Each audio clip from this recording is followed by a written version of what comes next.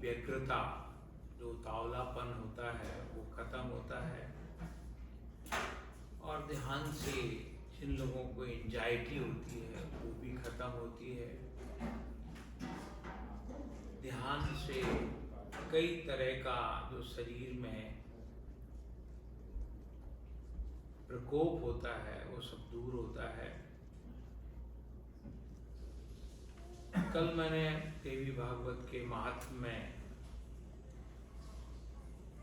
आपको चारों वेदों के अनुसार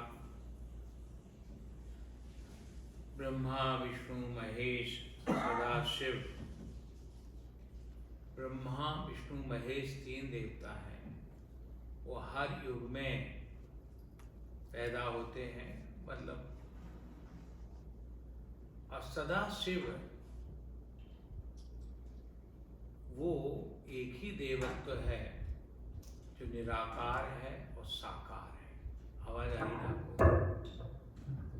आवाज नहीं आ रही है? अब ठीक है। हाँ, देख लो।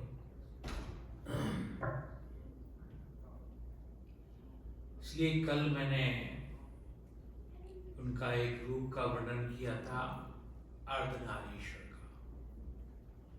यहाँ अर्धनारीश्वर का चित्र वो देखो, लगा देगा ना।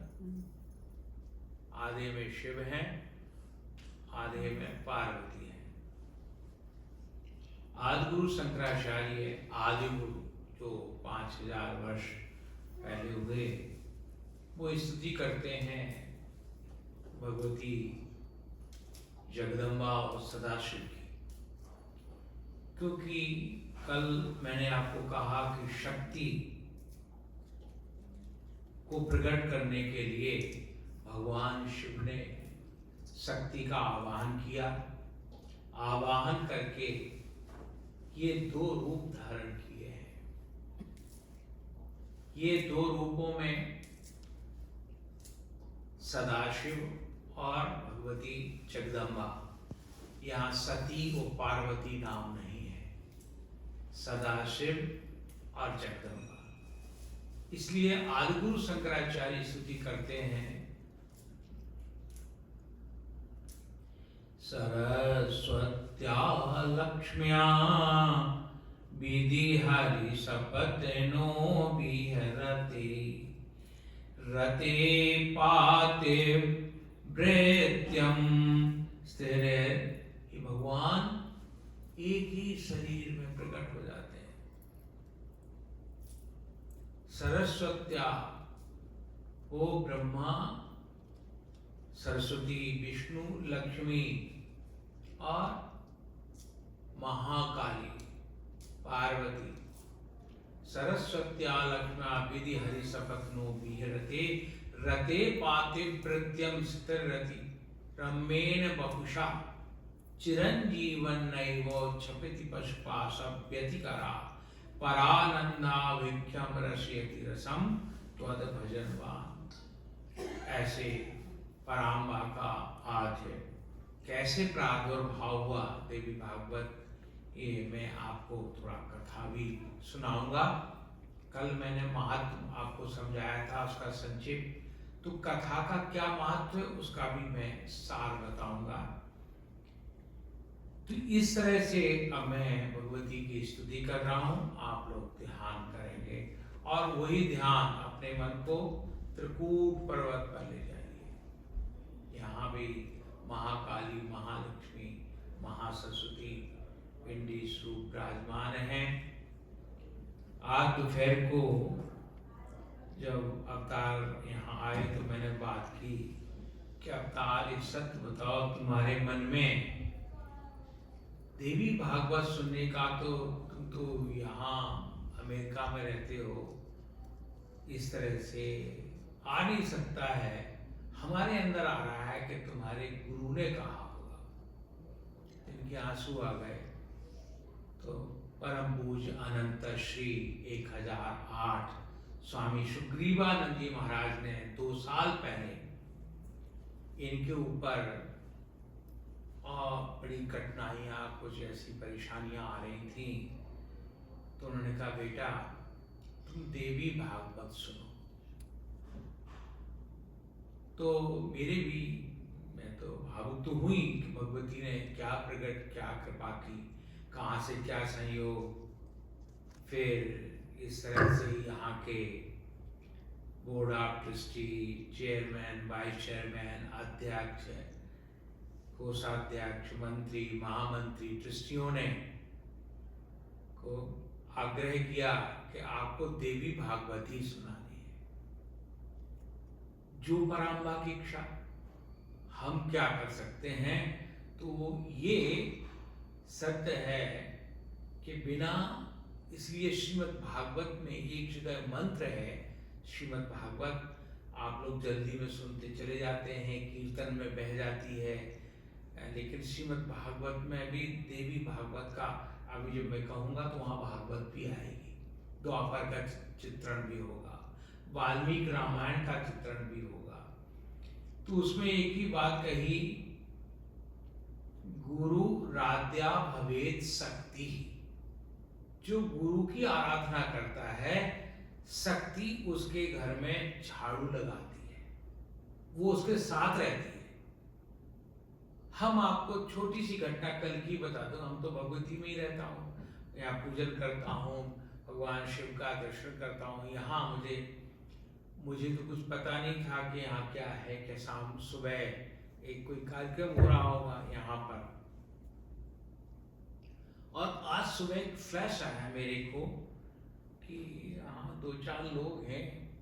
मैंने ठान रखा था कि इस यात्रा में अब फोन नहीं करेंगे किसी को, ना फोन करूंगा। मैं प्रोग्राम के लिए तो आया नहीं हूँ, आया हूँ आपसे मिल रहा हूँ। यहाँ से वाशिंगटन में एक डॉक्टर तिवारी हैं और उनसे घनिष्ठता है, तो वो बीमार है, उनको देखूंगा। इसके बाद टोरंटो में एक हमारे व्यक्ति हैं जो यहाँ भी 9 तारीख को आ रहे हैं। तो मैं आपको बताऊं, वो ऐसा व्यक्ति अगर उसका मन हो गया तो $1 बिलियन भी यहाँ दे देगा। अपने जहाज से आ रहा हो मिलने, 100 एकड़ में उसने सर्वानंदा वहां बनाया है, तो जिसका मुझे हमें मालूम नहीं क्या है, झील के किनारे मुझे उसका उद्घाटन करना है। और उसने कहा कि आपको करीब, तारीख की तो बाकी नहीं है, तो करीब 1 सप्ताह या 10 दिन तो रहना ही होगा। मैंने कहा जो एक हरी इच्छा, क्योंकि कोई कमिटमेंट कर दूं और वो पूरा ना हो तो भी अपराध और दोष लगता है, ये बता दूं आपको। तो ये देवी भाग, तो अब मैं आज वो दोपहर को जिसका फ्लैश आया था सुबह 4:30-5 बजे की, ये अमेरिका में है, न्यूयॉर्क में रहते हैं, इतना सब है, नजदीक है, कहीं कोई है। तो उसने जो फोटो देखा होगा हमारा, ये इधर उधर भी जैसे लगाए आपने ना, तो उसने जो भोजन बनाता उसके यहाँ पहले नौकरी करता था। ये हम 25 साल से पहले जानता हूँ उसको। तो जो आपको भोजन बनाता है यहाँ पर यादव जी, उससे कहा कि ये स्वामी जी कल से कथा हो रही उनकी, कहाँ है, कहाँ ठहरे? तो बोले यहीं ठहरे। बोले यहाँ ठहरे स्वामी? लोगों को बड़ा भ्रम होता है कि इनके बड़े अच्छे अरबों खरबों का मंदिर होगा, इतना विशाल होगा, तो किसी सेठ से ठाने के यहाँ ठहरे होंगे, वहां पर बड़ा कोई आदमी लेके आया होगा। लेकिन वो सन्यासी यदि परंपरा नहीं समझते हैं। सन्यासी का मतलब है, केवल सन्यासी आपसे भिक्षा मांग सकता है अगर उसको भूख लगी है। शंकराचार्य लिखते हैं, आदिगुरु शंकराचार्य आमनाय में ये चीजें समझना आपको जरूरी है। देवी भागवत के पहले यदि जो सन्यासी होगा, जो प्रपंची होगा, उसकी बात नहीं कर रहा हूं। जैसे तुम्हारे गुरु सुग्रीवानंद, जो डेरा तुम्हारा है, डेरा बाबा रुद्रु, तो वो बहुत सिद्ध स्थान है हिमाचल में। हिमाचल में, पंजाब में डेरे बहुत प्राचीन चले आ रहे हैं, जिनकी अभी भी मान्यता है। वहां पर कौन गद्दी पे बैठा है इसकी बात नहीं है, डेरा की मान्यता है कि डेरा में जो आपने कामना की वो पूरी होती है।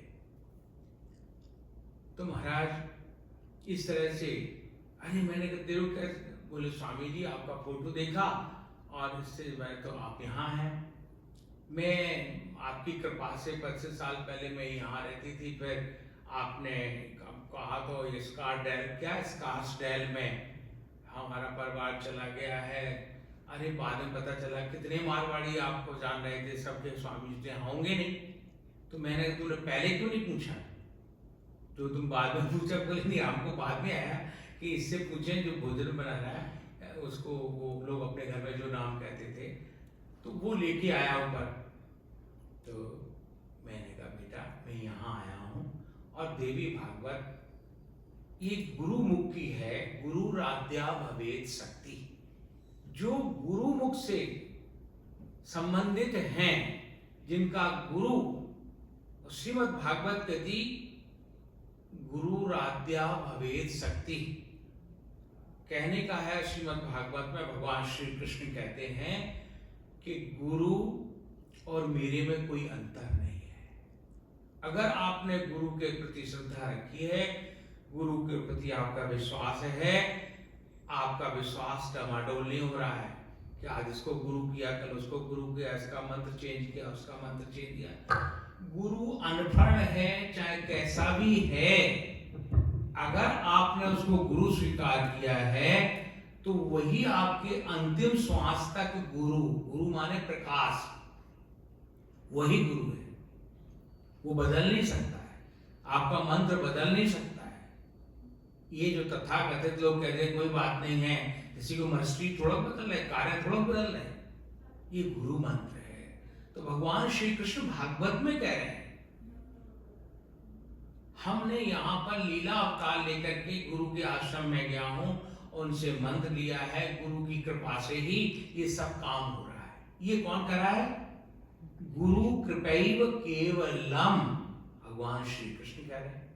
और यही बात राम कह रहे हैं, गुरु कृपैव, वाल्मीकि रामायण में भी केवलम। और तुलसीदास अपनी मानस में कहते हैं तब वो गुरु स्वरूप होकर के, बिना गुरु के भगवान का, आपको भगवान सामने खड़े हैं, लेकिन तुलसीदास चंदन घिसे तिलक करें रघुवीर, पहचान नहीं हो सकी। और पहचान जब गुरु ने कराई तो पहचान हो गई। तो गुरु राध्या भवेत शक्ति, ये शक्ति का प्रसंग है, इसलिए थोड़ा कथानक भी आपको मैं सुनाऊंगा, कैसे भगवती का प्राकट हुआ और कैसे मंत्रों का प्राकट हुआ। ये 10 दिन आपके ज्ञान के इतने वर्धन कर देंगे। वो कथा तो आप जानते होंगे, लेकिन ऐसी कान से निकल गई होगी, लेकिन उस कथा को सुनेंगे, उसका महत्व सुनेंगे तो बहुत आनंद आ जाएगा। तो सब लोगों के गुरु, जो जो आपके गुरुदेव हैं, उनको स्मरण करते हुए कल की तरह वैष्णो देवी पहुंच जाइए, त्रिकूट पर्वत पर पहुंच जाइए। त्रिकूट पर्वत ने मालूम कितनी तपस्या की, सबसे ऊंचा पर्वत था, चलायमान पर्वत था, जहां चाहे वहां चला जाता था। तो जब पर्वतों को नीचे, पर्वतों को भस्म करने की बात आई तो उस समय ये नीचे चला गया, जब नीचे समुद्र के अंदर। और फिर जब भगवान सतयुग से त्रेता में आए तब ये प्रकट हुआ। तो ये त्रिकूट पर्वत देखिए, आप देखिए कहां से, हिमाचल से शुरू हुआ। बैद्यनाथ, बैद्यनाथ धाम है हिमाचल में, वहां से शुरू हुआ, वैष्णो देवी आया, फिर चलते चलते चलते चलते आपको मालूम होना चाहिए अंबाजी राजस्थान में है, अंबा एक मंदिर है, वहां पर आया, फिर चला गया वृंदावन, गोवर्धन त्रिकूट पर ही है। इसके बाद विंध्याचल जहां भगवती का प्राकट हुआ, आगे चला गया कामाख्या में समाप्त हुआ। तो भगवती का सबसे बड़ा 51 पीठों में प्रधान पीठ है कामाख्या पीठ। तो त्रिकूट पर्वत, हमारे यहाँ पर्वतों का बहुत महत्व है। आज जो माइंस का जो रोड़ी मिट्टी जो दोहन कर रहे हैं पर्वतों का, उसका ही प्रभाव पड़ रहा है कि ग्लोबल वार्मिंग बढ़ रही है। जहां बादल बरसना चाहिए, आज न्यूयॉर्क में 93-94 टेम्परेचर, भारत में तो 72 है या 93 हो गया। आज वहां से फोन आया तो बहुत मैंने कहा ये सब ग्लोबल वार्मिंग का कारण है कि जब आप क्यों धरती को छेड़ोगे, पर्वतों को छेड़ोगे, वृक्षों को छेड़ोगे, छेड़ने का मतलब समझ रहे ना, डिस्ट्रॉय करोगे। एक पेड़ आ रहा रोड के किनारे, उसको खत्म कर दो, पेड़ लगा देंगे, लगाते कहाँ, लगते कहाँ हैं। कागजों में, हमारे भारत में तो ये तो मोदी सख्त व्यक्ति आ गए हैं, तो निरीक्षण गडकरी जैसा रोड बना, वो बड़ा सख्त इन्वेस्टर है, तो वो लग रहे हैं। नहीं तो पेड़ों का विनाश हो गया। कितने नीम धोते थे, नीम से आपको मालूम है चेचक नहीं होती थी, कोरोना नहीं होता था, फलानी बीमारियां नहीं होती थी। हमारे पेड़ों में इतनी औषधियां हैं। अर्जुन अरेस्ट जो बनता है, अर्जुन पेड़ होता था, ये यहाँ पीपल नहीं होता, पॉपुलर होता है पीपल, यहाँ नीम भी नहीं होता है। लेकिन आपको मालूम होना चाहिए, इतने चतुर हैं इन लोगों ने, क्या वो करते हैं, उसका नाम क्या, अपना रजिस्टर्ड करा लेते कि नीम इनकी बपौती है, लेकिन है भारत की। तो पेड़ों की रक्षा, जंगलों की रक्षा, शेरों की रक्षा, गायों की रक्षा, हिरणों की रक्षा, जो इकोलॉजिकल बैलेंस की रक्षा करता है, उस धरती पर भगवती कहां प्रकट होती, कहां दर्शन देती? पहाड़ पर देती ना, पहाड़ पर ही प्रकट हुई। श्री कृष्ण ने पहाड़ को ही उठाया और नारद का नहीं, इंद्र का अहंकार नष्ट कर दिया।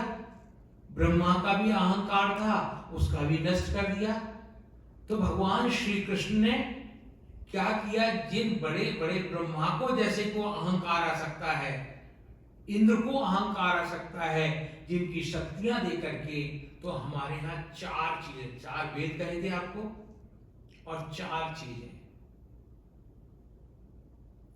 मन, बुद्धि, चित्त, अहंकार। मन, बुद्धि, कल लोगों ने कुछ हमसे अभी दोपहर को प्रश्न किया, स्वामी जी और इसको समझा दिया, हमारे समझ में नहीं आया। मन, बुद्धि, मन के साथ ही बुद्धि चलती है, तो बुद्धि के दो बेटे हैं, एक मन और एक चित्त। बुद्धि जब चित्त की तरफ देखती है तो चित्त बड़ा विचलित हो जाता है, बड़ा डिप्रेशन में चला जाता है, बड़ी बातें सोचने लगता है कि अब ये क्या होगा, आगे क्या होगा। अरे जब तुम मां के पेट में था तब सोचा था तुम क्या होगा? जिसने चोंच दी, पंजाबी में कहावत है, फकीर कहता था, जिसने चोंच दी वो चुपका भी देगा। तुम बिना मतलब की फिक्र कर रहे हो, बिना मतलब के। हाँ, अपना काम करो, पुरुषार्थ करो, आलसी मत बन जाओ। आलसी शब्द हमारे नहीं आया है, तो ये विवेचन, मन और बुद्धि। बुद्धि के कौन है? मन। जब मन बुद्धि पर चली जाता है तो बुद्धि उसको कहां कहां ले जाती है, एक मिनट में कहां कहां घुमाती है। और इसके बाद जब बुद्धि चित्त पे चली जाती है तो डिप्रेशन, एंजाइटी, कितनी बीमारियां, इतना सब कुछ, जो ब्लड प्रेशर है, शुगर है, ये सब चित्त की विकार जब हो जाता है तो बुद्धि का ही विकार है। उसके ऊपर एक महाविकार है, क्या है? चौथा क्या है? बोलो, अभी बोला मैंने, अहंकार। ये जैसे कि कोई चीज आपने अच्छी सी कोई चीज बनाई, उसको कोटिंग कर दी, आइसक्रीम के साथ ऊपर चॉकलेट की कोटिंग कर दी हो। अहंकार वो है, आपके पूरे स्वाद को ऊपर से ढक देता है। और आदमी पहले चॉकलेट को ही चखता, अहंकार को ही चखता है, जो नीचे का हिस्सा है वो पहले चखता है। तो अहंकार सबसे विचित्र है, साधुता का अहंकार। आपको मालूम, तो सन्यासी के लिए जो आ जाए खाने को, हम जैसे आज ऐसे मान लीजिए भोजन भिक्षा आई मेरी, बहुत अच्छी थी, उसका पपीते की सब्जी, लेकिन दाल में इतना पूरे अमेरिका का नमक भर दिया था। शायद क्या हो गोस्वामी जी इतना नमक खाएं, हमने 20 साल तक नमक और चीनी नहीं खाया, इसलिए आप नॉर्मल भी, हमारे गुरु का आदेश था कि तुम जवानी में संन्यास ले रहे हो, नमक और चीनी नहीं खाओगे। तो अब वो जरा सा भी आप लोगों की तरह से डालोगे तो भी ज्यादा लगता है। अच्छा फिर चलो मैंने सोचा दाल में ही होगा तो उसमें तो पानी डाल दिया। फिर मुझे इतना अच्छा मटर पुलाव मुझे बहुत पसंद है, उसमें भी नमक भरा हुआ था।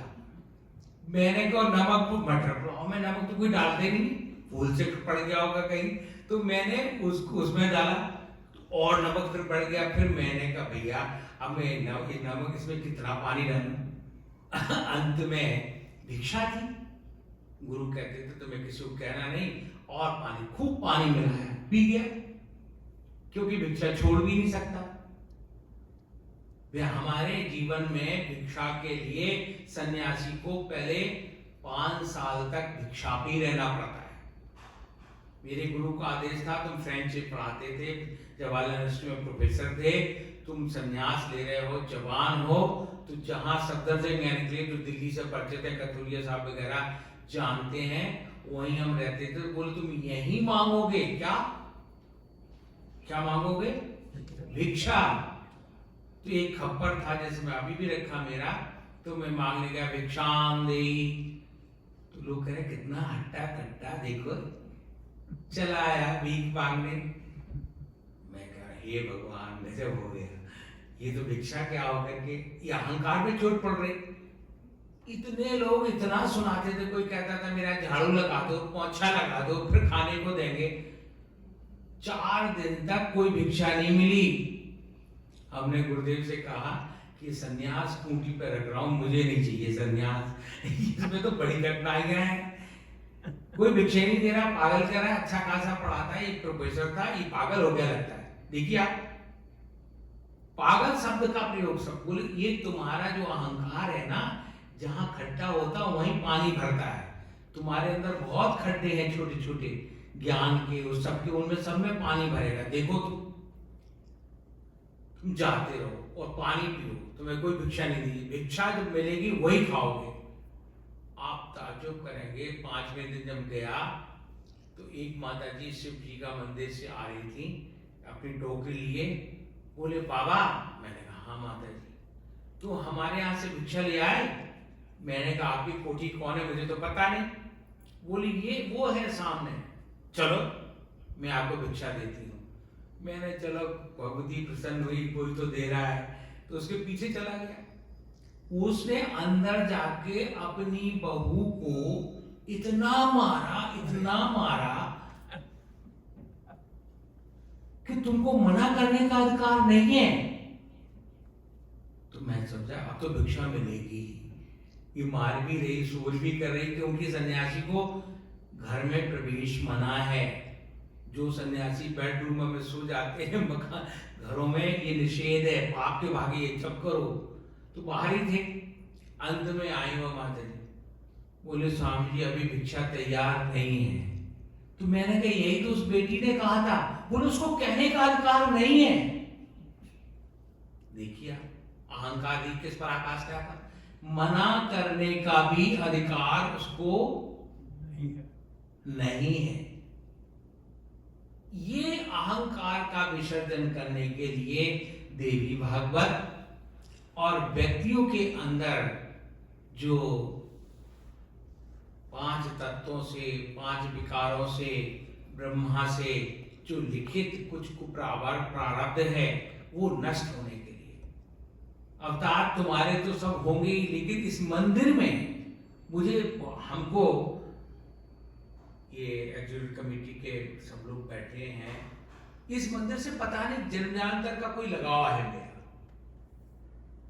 तो मैंने कहा तुम्हारा इतना विस्तार हो गया, इतना तुमने बड़ा ऑफिस बना दिया, यहाँ देखा हमारा ये, अभी इसको क्यों रुका पड़ा है? ये मैंने कहा बिल्कुल तैयार है। मैंने कहा ये मनी टैबलेट चाहिए। बोले अच्छा स्वामी जी, 13 को आपको मिलते हैं। तो मैंने कहा 13 अच्छा, हम कहे जो सो 13 ठीक है। कथा तो मेरी चल रही। तो देखिए आज वो मेरे पास आए और उन्होंने देखा मैं वो भिक्षा ही ले रहा था उस समय पर, तो भिक्षा भी ठंडी हो गई, सब कुछ और जो कुछ भी। लेकिन बोले आप अभी वैसे ही विनम्र हैं जो पहले 25-30 साल पहले, 25-30 साल बाद मिले, जब यहाँ किसी यहीं रहते थे कहीं नहीं, क्वींस में कहीं। तो मैंने कहा हम वही है, मैं तो नहीं बदल जाऊंगा। 2 रोटी सूखी खाना है, 1 सब्जी खाना है, जो भिक्षा में मिल जाए तो खा लो। सन्यासी आपको मालूम है चंदा नहीं मांग सकता है। ये धन इकट्ठा, गंगेश्वरानंद जी महाराज के शिष्य बैठे हैं, सन्यासी गुरुचरणदास जी महाराज, गंगेश्वरानंद जी, ऐसे ऐसे महात्मा, अखंडानंद जी, आनंदमयी माँ, उड़िया बाबा जी, ऐसे महात्माओं की चर्चा कर रहा हूं जिन्होंने करपात्री जी हाथ में ही लेते थे, वो खा लेते थे, बर्तन भी लेने रखते थे। तो ऐसे परम पूज 1008 सुग्रीवानंद जी महाराज की आपके ऊपर बड़ी कृपा है कि उन्होंने, आप सोचिए एक सन्यासी को ही चुना, तो ये सब लोगों ने, आपके बोर्ड के लोगों ने, क्योंकि ये कोई इसके लिए बड़ा सही। हम अब आप दीजिए, आप तो एक आपने संकल्प दे दिया, यहाँ मैं आ गया हूँ और मैं, तुम मेरे को पाठ, आपको क्या पाठ करते ही मिलता हूँ? अगर पाठ नहीं करोगे तो मुझे दोष लगेगा कि तुम हो व्यासपीठ पे, तुम बैठे हो, वो तो नहीं जानते कि मैं दुर्गा सप्तशती का पाठ कर रहा हूँ, मैं क्या कर रहा हूँ, क्या हो रहा है। तो अगर आपने संकल्प दिलाया है तो आपका भी उतना ही भाग है। तो भगवान की बड़ी कृपा, प्रभु के जाके मैं रुद्राभिषेक करता हूँ सुबह 5-5:30 बजे, वहां क्या सुंदर हमारा शिवलिंग, मैं कहता हूँ यहाँ बहुत लोगों के पास शिवलिंग होंगे, ऐसा चंद्रमा झलकता है उसमें, इतना पुराना शिवलिंग, बहुत आनंद से अपनी श्रृंगी, मेरी चांदी की श्रृंगी है, वहां रुद्री करता हूँ। फिर उनको कल आपने धो दिया होगा तो मुझे बहुत अच्छा लगा, आपकी बात लग गई, रात को धो के गए होंगे तो बहुत अच्छा, मुझे वो नहीं करना पड़ा है। तो इसके बाद फिर मैं तो 3-3:30 उठ जाता हूँ, नहा धो करके।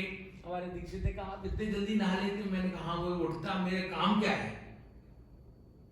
तो भगवान की कृपा के बिना आप, जो लोग भी इस मंदिर में आते हैं, वो कृपा है जो देवी भागवत सुन रहे हैं।